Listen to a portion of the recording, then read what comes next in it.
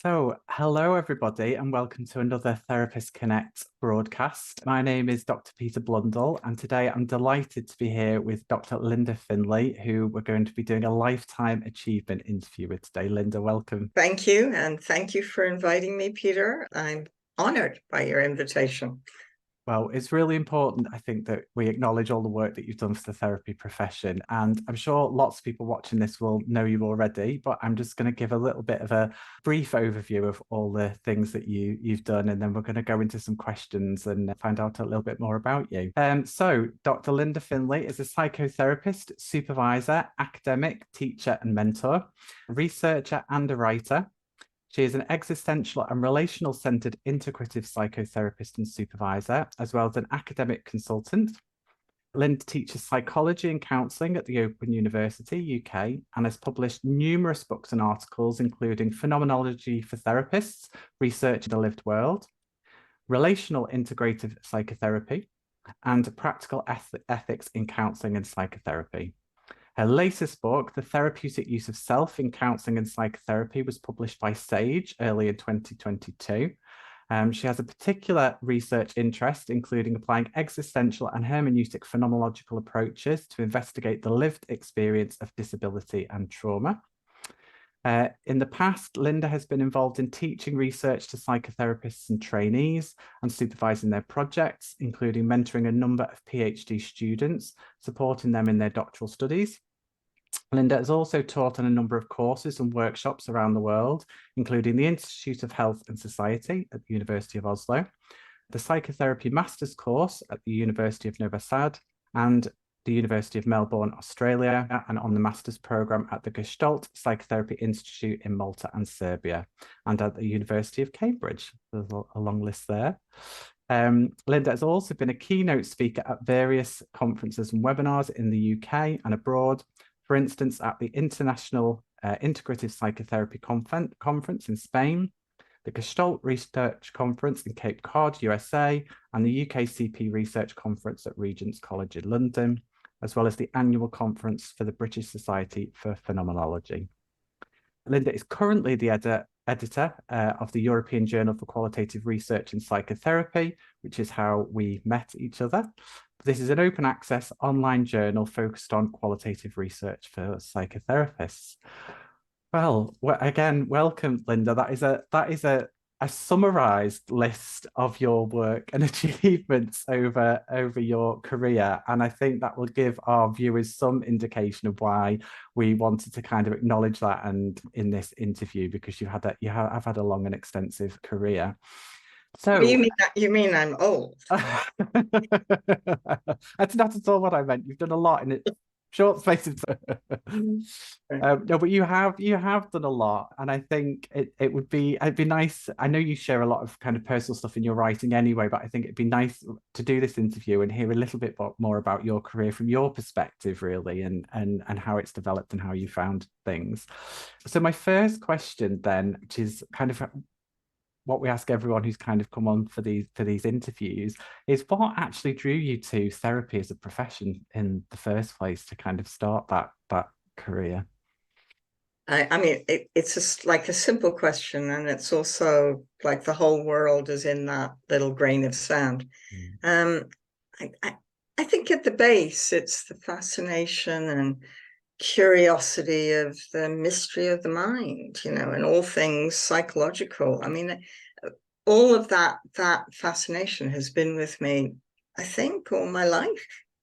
I mean, I remember in my adolescence, I guess I was about 13, 14, I was reading Freud's interpretation of dreams. Wow. I mean, I wouldn't necessarily recommend this book now, but that's what I had available. That's what I was reading. And also William James's, I think it was called Principles of Psychology. And that was right back. So I think it's been there. Really taken with the idea of consciousness and the unconscious and our psychological defenses. And even as a child, I was often listening to people's problems, and they seemed to come to me, and I'd be there with them. And I think if I'm honest here, I think I was probably giving them the help and support and the nourishment that I was actually seeking for myself. But however, it was an early template for me. I mean, that's wonderful. And that's a young age, I think, for kind of exploring some of those topics. I'm wondering, did someone open that door for you and introduce you to those things, or did you find them yourself?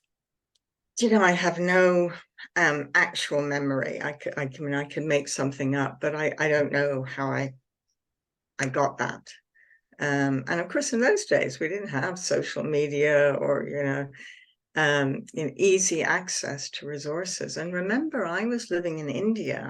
I grew up in post-colonial India, extraordinary bygone era and life, very privileged, but also in its own little kind of bubble.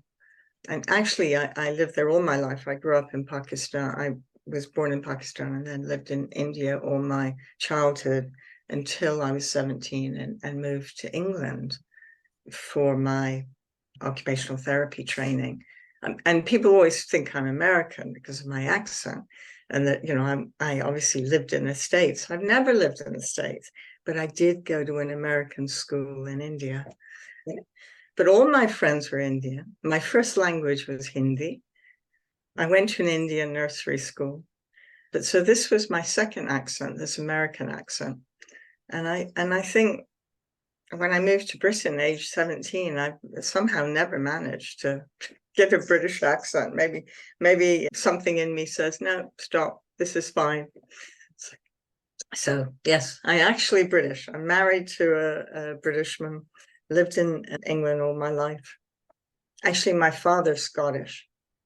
My ancestors were all Scottish. So I mean, that's fascinating. And it sounds like you've got loads of different cultural influences there in terms of growing up and particularly during those kind of teenage years, where kind of people are finding out about life and moving into adulthood, It's absolutely fascinating. And so was that then you're moving to the UK was, I suppose, like the start of your career then, because you were moving to do your occupational health training?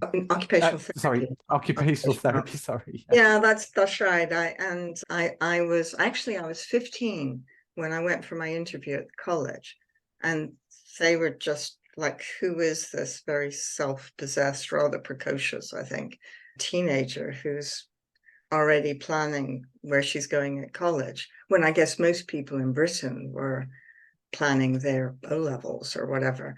But I was very clear I wanted to do OT. I knew I wanted something between sort of teaching and nursing, but I didn't want either of those. And a friend of the family, their daughter went for OT, and I like the sound of that, kind of that focus on holistic, physical, psychological, social aspects.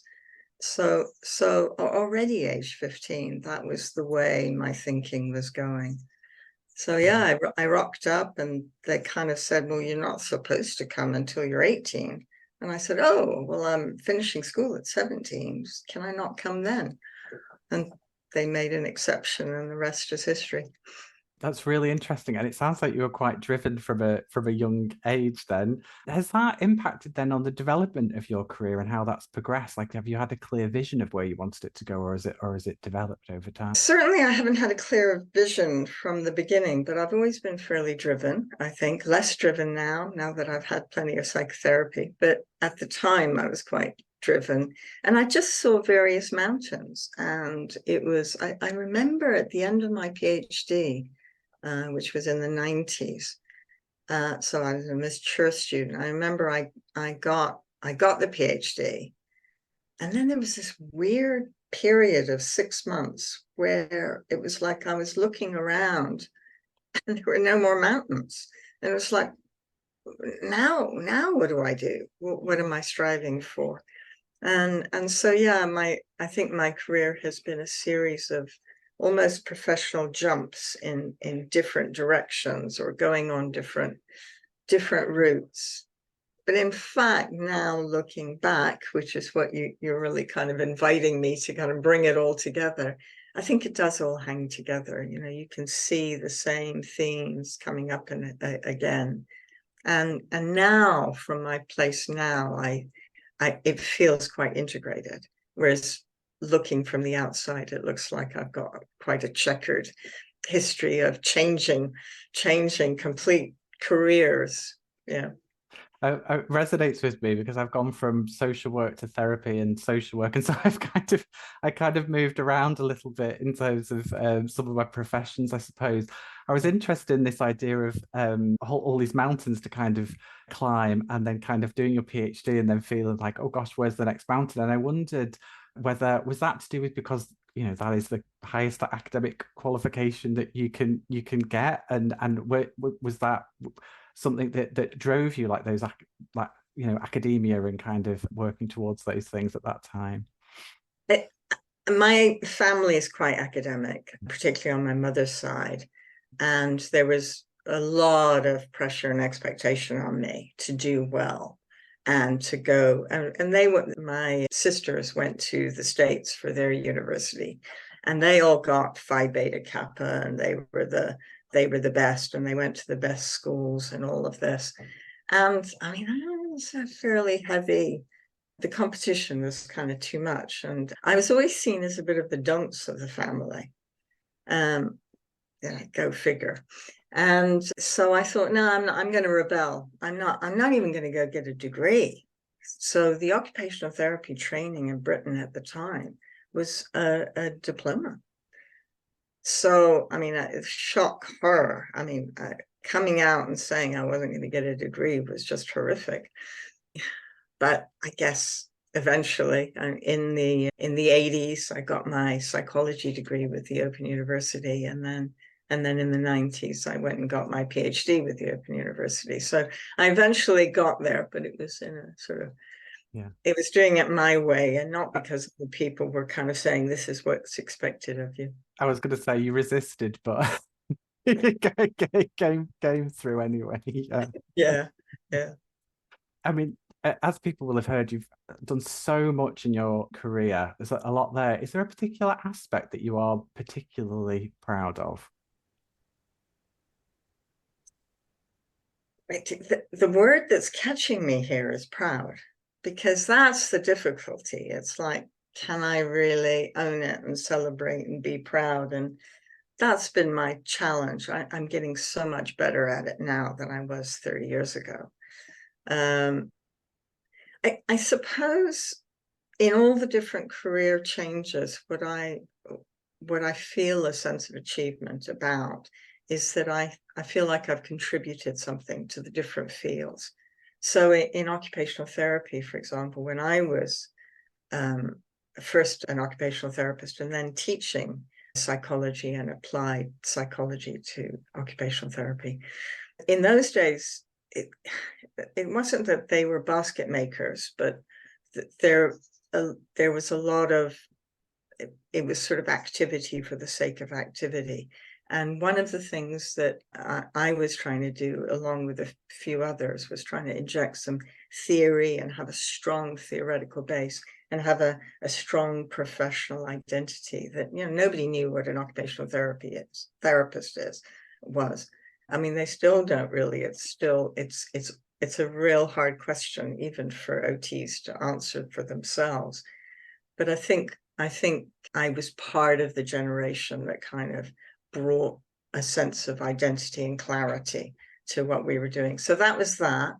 And then when I moved into the academic world and doing my phenomenological PhD and all of that, I think quite early on, I was finding out about reflexivity. And I think that was, they hadn't written about reflexivity and phenomenology before. And yet that became the center of a lot of my work, and it has done since. And I think I did some early important theorizing about that, which I'm pleased about, and it stood the test of time. And then coming right up to today, as I've written more about psychotherapy, again, it's the same things. It's like bringing in some theory in a kind of coherent, clear way, but not being led by the theory, but also being reflexive and kind of trying to really think about what's happening relationally. So I think the kinds of things that I've been teaching and writing about have been important to me, and I felt passionate about. And I suppose somewhere in there I feel it's an achievement, or that was something I contributed. I made a difference. So that's good.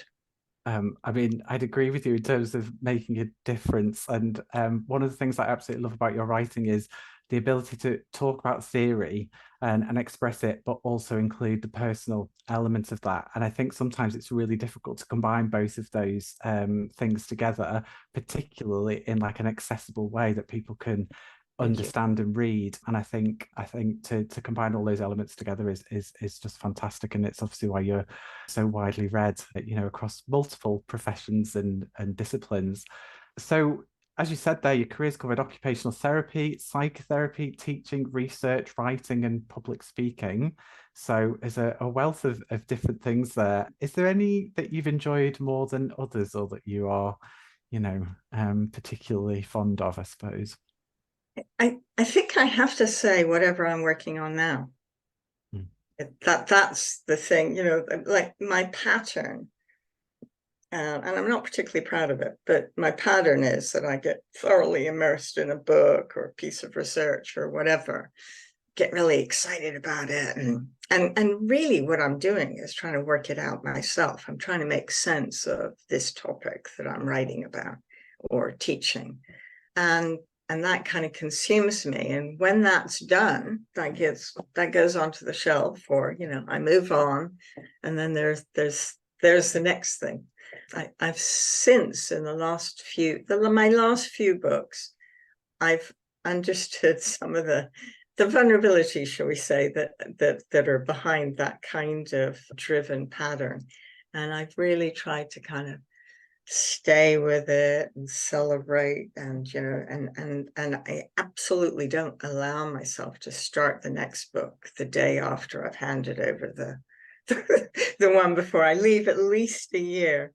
So yeah, so with a little shame, I am writing another book now, having got the other one published last year. But yeah, I'm so glad you said you left a year. I thought you were going to tell me you left like a day or something when you celebrate. So a year's quite good going, I think.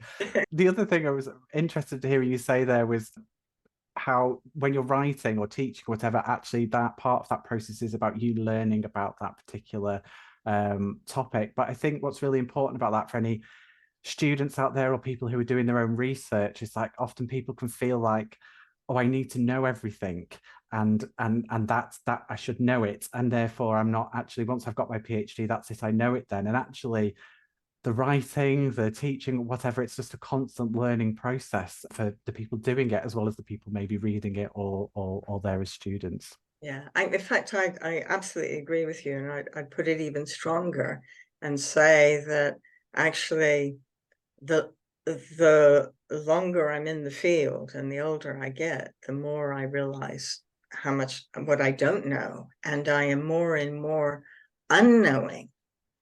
And I think that's really, I think it's really, humility is a really important aspect of, well, certainly our psychotherapy work, but also just as being a person. And, you know, to claim to know stuff or to have a certainty. I mean, that goes back to one of your previous questions of one of the things I'm pleased about in my journey is that I do try and recognize multiple perspectives. Or, you know, it's like, okay, well, this might be my view, but what's yours? Because I'm assuming yours is going to be different. So I never write from the place of saying, this is fact, this is right, this is truth, this is how you need to be. Because the world doesn't work like that. And that comes from my multicultural upbringing, where I learned very quickly that there wasn't just one religion, there were many, and indeed possibly many gods. And the important thing is to engage in a dialogue with people about, well, how do they understand it and make sense of it? And then dialogue becomes interesting because you have difference, and then it's working it out. So Sorry, I've no, kind of gone off and no, no, no, not at all. It's really interesting to hear you talk about that. And I'm thinking about that idea. And I think that's evident throughout your writing is that idea of dialogue through writing, like you're in a conversation with the reader or with other people, the researchers, about what's happening, and that we're building something together and not necessarily just expressing what we know. And I think that's, yeah, no, I think that's really important. thank you for acknowledging that. That's I'm pleased to see that comes out. It does, it really does. How do you feel like the profession has changed since you've qualified as a therapist? How have you seen that evolve? Well, what's interesting is actually I was doing psychotherapy way back in the 70s. I mean, my first job when I qualified as an occupational therapist was I went to work in the Henderson Hospital, which it's closed now, but it was a therapeutic community for people with personality disorders based on group work and psychotherapeutic lines. So whether you were staff or resident, you all got your treatment because it was fairly intense. You were all under the microscope and you were all kind of in this cauldron. So, I mean, so that's 70s. So that's a lot of years of dipping in and out of psychotherapeutic work, shall we say. So it wasn't simply, I mean, my getting qualified as an integrative psychotherapist, that was just a sort of almost a formality. It was kind of pulling together all the different bits. So I can say that in the course of half a century, things have changed a lot. It's become, I mean, I think it's become more postmodern, more recognition of the multiple perspectives, the integrative perspective, pluralistic ways of working. Whereas I think in the 50 years ago, it was much more, okay, this is a sort of psychodynamic framework I'm using, or this is the humanistic or cognitive behavioral. And indeed, when I first started, it was really just behavioral, and then it became cognitive behavioral. So, I mean, there have been changes and developments over time, but I think that might be the biggest one. And I think more recently, the whole decolonizing of practice and that more affirmative practice or cultural humility, those kinds of concepts have really changed the landscape. I mean, it's quite some And significant. I think social media as well. I mean, I think online work and our international connectedness, I think there's a generational, the new generation of psychotherapists are probably going to be quite different animals than we were. Or you're not as old as me, Peter, but No, but I appreciate that. I was just thinking about all the different shifts that you've seen over the course of your career, and I was thinking about all those different evolutions and changes, and just, yeah, my mind was wearing thinking about all of those things. And then just on your last point, we might be different in ages, but I can see the generation of students coming through now who are all different ages as well, but the training is different and the demands that they're facing are very different from certainly when I was training. And I think you're right with that, definitely. Well, I mean, one battle that I've always fought has been sort of anti-medical model, if you like, and to try and be more psychologically and socially minded. And so that was a battle which I think is, I mean, it's still around, but it's morphed into a battle against kind of protocol-driven financial considerations to the fore, power and expertise, and that kind of there is that trend versus the people that are trying to be relational and work with process. And I think that's a struggle. And sometimes when I feel less hopeful, I think we're losing that battle, to the ready-made. Here are 6 sessions of therapy, you'll be sorted. Yeah. And yeah, I don't want to be not hopeful, but I see that as well. And I think there's such a a mismatch and a tension there, I think, for a lot of services, trying to deliver something that is useful for people, but also just trying to do it on a budget or no budget, you know. Right. Yeah. Well, I mean, one change that's happened since the 80s to now is that, I mean, when I was at the Henderson, and subsequently I was involved in a lot of group work. And group work's actually quite, I can't think of the word, it's relatively cheap. It's cheap on resources. You know, you can really use the group, and you only need the 2 therapists, and you can treat 8 people right there and then for an hour or 2 hours. But all of that went in the sort of early 90s with the move into the community and community care and the sort of the market-driven values of healthcare. And suddenly we were all becoming much more individualistic. And I think that's where we're at now. But maybe it has to change. Maybe that's where it's going to go, a return. I mean, I do believe things don't stay the same and that we keep going back. So maybe things will improve again once we get back to working with process in groups and developing much more community and identity. And I mean, there are trends that are in that direction, I think.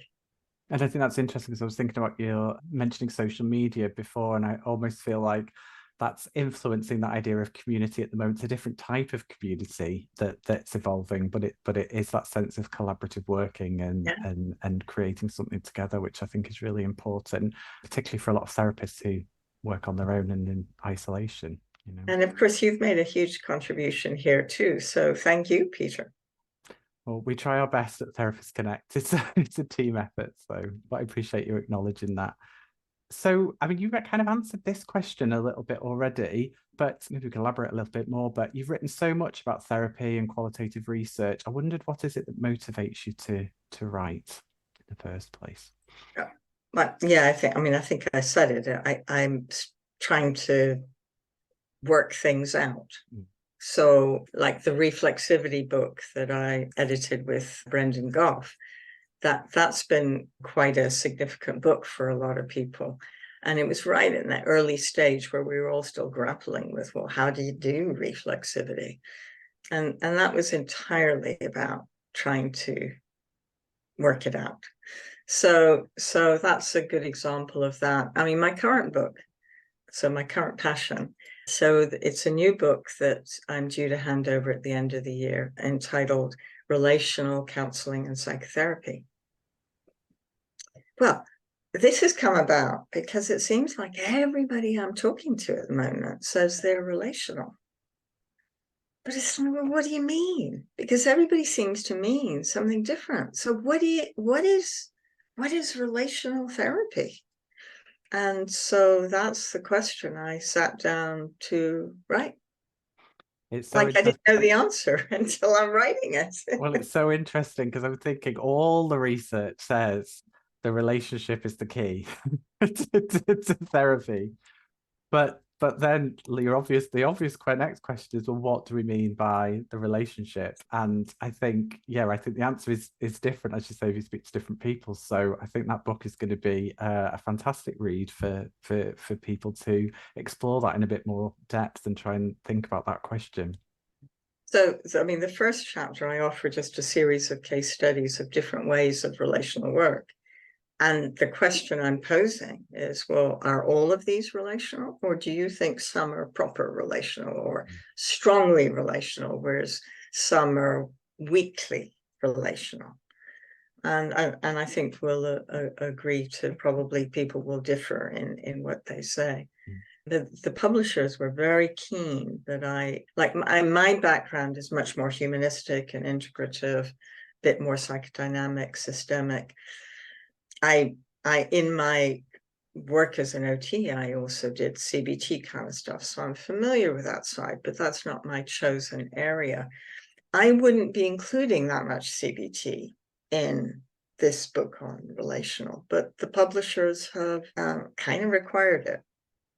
So I've had to really look deeply at that. And actually, there are versions of CBT that are relational. And then it's like, okay, well, what's the difference?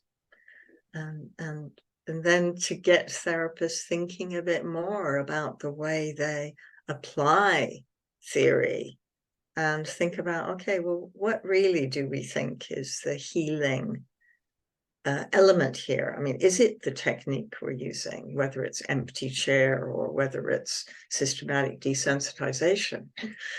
Whether it's Socratic questioning or phenomenological inquiry, is it the technique? And, my thesis is to say, well, actually, it's not, it's the relationship. Mm. Well, I think that's going to be wonderful. I find it interesting that almost like CBT was not going to be included, and then what you were kind of forced to bring it in and explore that. So I'm going to be interested to see what's written about that and your take on it when the book comes out.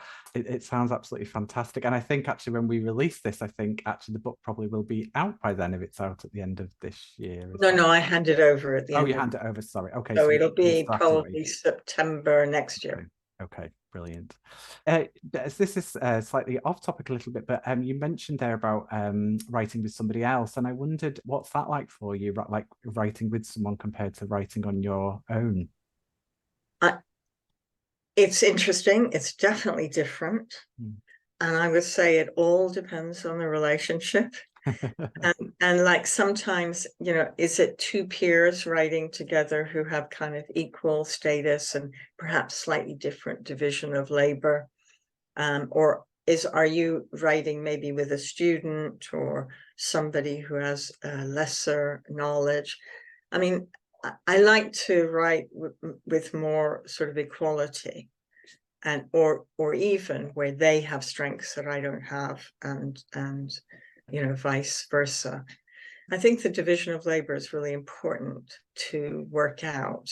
I have been known at times when I'm writing with people, if they're not as quick as me at writing, I'm very quick at writing, or if they're not really engaging in the project with quite as much passion as that I'm wanting, I tend to kind of just write it. And I almost take over, and that's not great, and that would have been better to discuss that to begin with and explore how to do that. So that would be my advice. Collaborative writing is kind of the way it goes in academia, but it's not easy. And I think the process should be reflexively worked on. Personally, I find it harder to write with people. It may be better, I may gain more from it, and the result is better, but it's easier just to kind of go into my own thing and just say what it is that I'm, warts and all, whatever mistakes I'm making. It's really interesting to hear your thoughts on that, because I know some people love it and some people absolutely hate it. So it sounds like it was a bit of a mixed bag there for you. Well, I think it's about people's shame, actually. I think sometimes they feel that there's too much shame if they're on their own and in isolation doing it, or, who me, can I possibly, whereas somehow they gain strength in the collaboration. With me, it's the other way around. The collaboration can evoke shame in one or other or both. Whereas when I'm on my own, I'm very shame-based in my process. There's a lot of it around in my history, but the one place I don't feel that shame is when I'm writing. That's the time when I can just flow. That's wonderful. People ask, how do you do that? How do you keep writing? Don't you ever get writer's block? And I have had periods where I get a bit stuck for all sorts of reasons. Usually it's because I stop being in the flow and I'm thinking, what are people going to think about this? And then of course shame comes in. But if you write from your place and speak your truth or what it is you're wanting to say, that's much easier. If you start writing to, what are they going to think of me when I'm writing that? No good. Yeah, it's very good advice for anyone writing. Have you got a favorite piece of writing from other authors that you really like? And if so, what is it and why? What, therapy or just generally? I think just any generally, yeah. Well, I get my favoritist author is Sherry Tepper, who probably very few people will have heard of. She's a science fantasy writer, but a sort of feminist, ecologist. She uses the genre of fantastical science fantasy kind of themes in order to express some very human issues and existential issues. So unfortunately, she died a few years ago, so there's no more Sherry Tepper books out there. But she would be my favorite, I think. Therapy-wise, I think anything by Yalom, love his writing. Perhaps the first therapy book I properly read that really pushed me into the therapy world was Dibs in Search of Self by Virginia Axline. I think that's a kind of a good standard. I love reading. So yeah. I mean, That's wonderful. I'm very interested in that this is science fiction writer, so I might actually have to read some of her stuff. I'm wondering, I don't know this about you, but I'm wondering, have you ever written any fictional work? oh God, dare I admit this? The shame comes in. Yeah, well, I've always wanted to, as a teenager, like many teenagers at the time, I devoured sort of the Mills and Boons, Barbara Cartland. That was kind of what was available to us. And I've always kind of thought, well, I'd love to write some fiction, but I don't aspire to, I don't think I'd be any good as a good fiction writer. So I thought, well, surely I can manage a Mills and Boons, not to be rude to those, but, I don't think it's high literature, right? So I thought, okay, I'm going to have a go. So during lockdown, I had a go. And I thought it was pretty good, actually. I thought it was pretty good. Handed it out to a few of my friends. They said, yeah, this reads like one of these types of books. Sent it into Mills and Boons. They rejected it within a day. I mean, it was really so. Yeah, no, I don't think I'm going to make it as a fiction writer, but I would love to. I mean, maybe I can work on that. That might be another mountain in the future. I'm sorry it got rejected, Linda, but I'm wondering whether you could just share it with the world anyway, put it out there. Well, no, I mean, as soon as it was rejected, I looked at it again and I thought, yeah, no, this is rubbish. I can see why they rejected it. So maybe I will I'll use some of it and put something of it out there. It'll come out in some form, maybe. Yeah. But you know what, in my academic writing or in my book writing, when I do little case studies, often they're based on true stories, but maybe a composite of 2 or 3 or 4, well, usually 2 or 3 clients and maybe a bit of fictionalizing, so that there's a bit of fiction writing there that's going on, and it's not quite the same. Yeah, that's really interesting, and I don't know, it might give some confidence to some writers out there, that you can write different styles and venture off into different areas.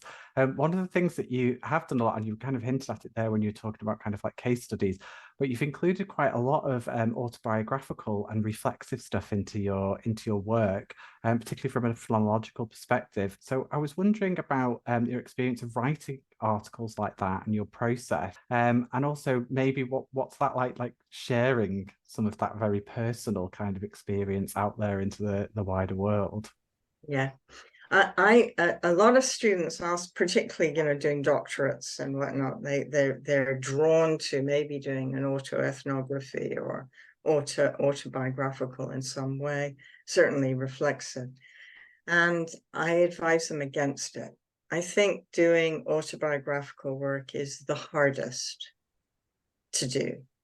And it's like any kind of self-disclosure, like in therapy. We do it and it feels like the thing to do at the time, but then afterwards we can kind of maybe feel like we've disclosed too much, or it can feel uncomfortable, or it's understood in a different way. And I think there are some dangers in that. So I would say don't initially, but maybe work up to it, or do bits of reflexive writing. But don't feel you have to expose everything and tell everything.